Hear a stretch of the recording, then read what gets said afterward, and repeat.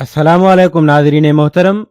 आज का मौजू है दौरान हमल क्या खाना चाहिए और क्या नहीं खाना चाहिए।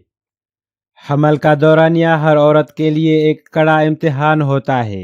हमल यानी प्रेगनेंसी के उस 9 माह के दौरान में औरत को मुख्तलिफ बातों का ध्यान रखना पड़ता है।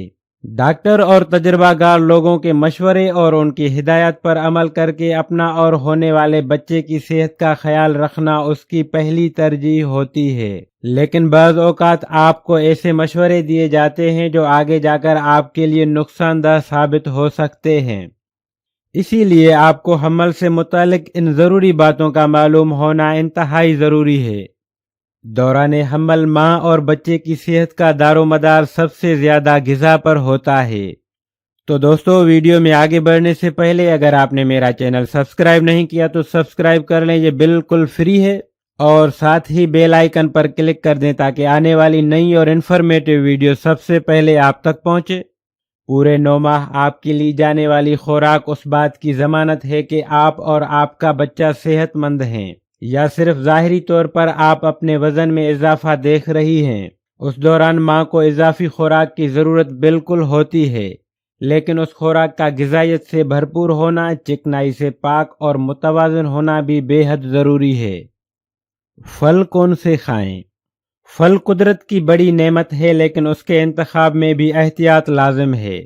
कम अज़ कम शुरू के 3 माह पपीता और अनानास खाने से गुरेज करें। मौसमी फल खाएं, लेकिन सही मिकदार और वक्त के हिसाब से। फल खाने का मतलब ये हरगिज़ न समझें कि आप एक ही वक्त में बहुत सारे फल काफ़ी मिकदार में खा सकती हैं, क्योंकि आपको उसकी ज़रूरत है। अपने और बच्चे की ज़रूरत से ज़्यादा मिकदार में खाने के बायस ये आपके वज़न और खून में शक्कर के इजाफे का सबब बनेंगे।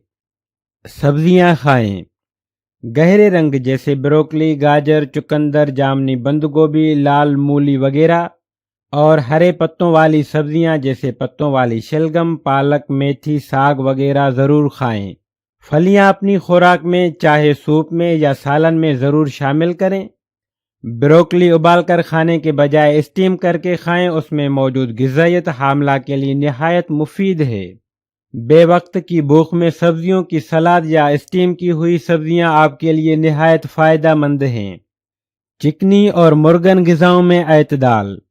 ज़्यादा डीप फ्राई और मुर्गन ग़िज़ाएं आपके वज़न में तेज़ी से इजाफा और मादे पर इजाफी बोझ का बायस होती हैं। दौरान हमल वैसे ही तबीयत में भारीपन महसूस होता है, और ये ग़िज़ाएं सोने पर सुहागा का काम करती हैं। उन ग़िज़ाओं को तर्क करना अगर आपके लिए मुमकिन न हो तो उनके इस्तेमाल में एतदाल बहुत ज़रूरी है। सिर्फ ये सोच कर ही सही कि ये आपके होने वाले बच्चे के लिए ख़तरे का बायस हैं। अगर आप डिलीवरी के बाद भी अपने वज़न को मुतवाज़न रखना चाहती हैं तो उन ग़िज़ाओं का इस्तेमाल कम से कम करें, और मुमकिन हो तो उनसे उस अरसे के दौरान किनारा कुशी अख्तियार कर लें। ग़िज़ा मौसम के मुताबिक। हामिला खातून को चाहिए कि वो अपनी ग़िज़ा के इंतखाब में मौसम को ज़रूर मद्देनज़र रखे। अगर सर्दी का मौसम हो तो ऐसी ग़िज़ाओं का इंतखाब करे कि ठंड से बच सके। यखनी और सूप, खुश्क मेवाजात, देसी अंडे, नीम गर्म दूध, शहद और दलिया तवाज़ुन के साथ अपनी रोज़मर्रा की खुराक का हिस्सा लाजमी बनाएं। उमूमन बच्चे पैदाइशी ठंड और नमूनिया का शिकार हो जाते हैं, और उसका सबब यही होता है कि दौरान हमल ली जाने वाली खुराक बच्चे पर असरअंदाज हो जाती है। ठंडे पानी और मशरूबात से परहेज। ठंडा पानी तो हर एक के लिए नुकसानदाह है, लेकिन फिर भी अगर आप उसकी आदी हैं तो कोशिश करें कि चाहे सर्दी हो या गर्मी, दौरान हमल बिल्कुल ठंडा पानी न पिएं। अगर सादा पानी नहीं पी सकती तो मटका को आजमा कर देखें। मटका का पानी आपको फ्रिज से ज़्यादा अच्छा लगेगा। मटका को बाहर खुली हवा में रखें, उससे उसका पानी बहुत ठंडा हो जाता है। कोल्ड ड्रिंक और दीगर बाजारू और इश्तिहारी मशरूबात की जगह फ्रेश जूस, नारियल पानी और चिकनाई से पाक लस्सी का इस्तेमाल आपकी और बच्चे की सेहत की ज़मानत है। गाजर और चुकंदर का जूस।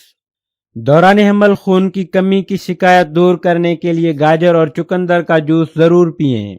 उसके जायका टेस्ट को बढ़ाने के लिए आप उसमें एक सेब भी शामिल करें, لیکن ایک بات کا خیال رکھیں کہ یہ جوس شروع کے 3 ماہ ہرگز استعمال نہ کریں۔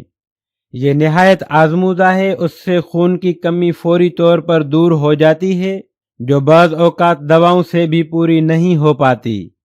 اگر آپ چاہیں تو خالی گاجر کے رس میں دودھ ملا کر بھی پی سکتی ہیں، بس رات کے وقت اس جوس کا استعمال نہ کریں۔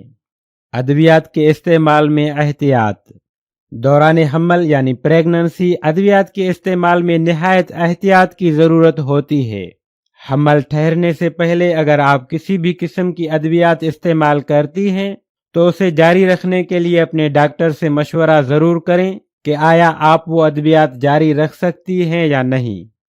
ٹوٹکے وغیرہ کا استعمال دوران حمل ترک کر دیں، کیونکہ ان میں بعض چیزیں گرم اور خشک ہوتی ہیں جو نقصان دہ ثابت ہو سکتی ہیں، جیسے کچے انڈے اور ایلو ویرا وغیرہ۔ دوستو، ویڈیو کو اینڈ تک دیکھنے کا شکریہ۔ اپنا بہت خیال رکھیے گا، ملتے ہیں نیکسٹ ویڈیو میں، تب تک کے لیے خدا حافظ۔